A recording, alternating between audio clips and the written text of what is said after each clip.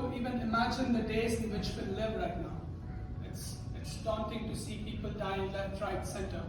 And when you look at all of this pain that's happening, and when you turn towards something which finds your life a meaning, you certainly look to a wanting point of reference where it rather brings you truth, more than that, a meaning to your life.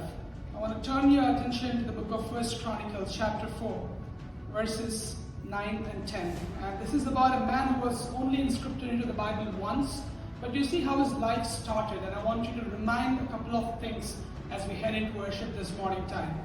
Jabez was more honorable than his brothers, and his mother named him Jabez, saying, because I bore him with pain. All the mothers who take that labor and then give birth to their kids know what I'm talking about. It's very difficult at times to even get into that labor and get out safely, because they know all the daunting questions that are being posed around their head. And then they come out and see those kids popping out, and then it's all joy.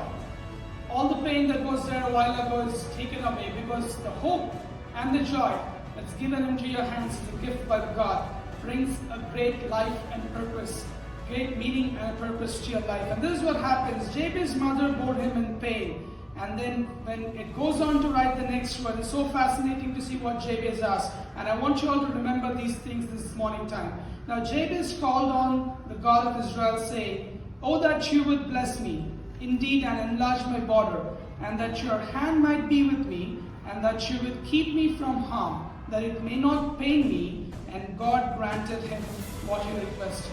You don't just ask God, you call out to God. And in a few versions it says he cried out to God. So if you are going in deep pain this morning time, let me remind you, when you cry out to God, ask about these things, that God enlarge my borders.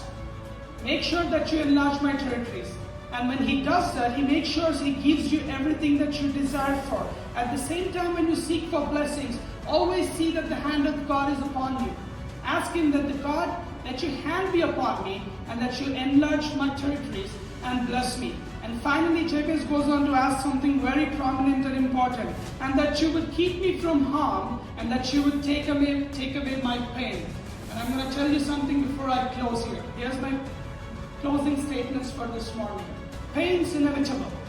Your life's pain-stricken and pain-bounded. The moment you come out of your mother's womb to the moment you get into the grave, pain is going to be there all the time.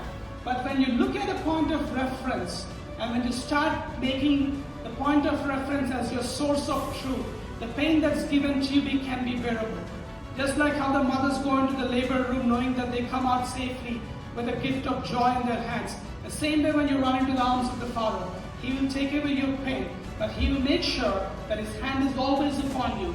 And at the same time, he tells you that nothing harm would befall you. As I close to you this morning, I remind you that pain is something which can never be taken out of your life and my life. But it is God who gives a life to your meaning, at the same time can sustain and be the anchor of your life. Thank you so much, and let's get into prayer. God, we thank you this morning time. Lord, we all come to your presence with different difficulties. We know for the fact that you see everything and that you're sovereign, that without you, we don't find meaning to our life. Just as Jabez has asked God to put his hand upon his life and bless him and enlarge his territories and make sure that there is no pain. It's like asking 50 questions in a single one. But eventually when we look at the scriptures, God fulfilled that need. So as a church this morning time, as a body of believers and as an individual, when we walk into your presence, knowing for the fact that you take away our pain, and that you be our source and guide. And as we run in search of that light at the end of the tunnel, may you be our eternal guide and hope. And as we sing to you and raise our voices, we pray that your name will be glorified. In Jesus' matchless name I pray. Amen.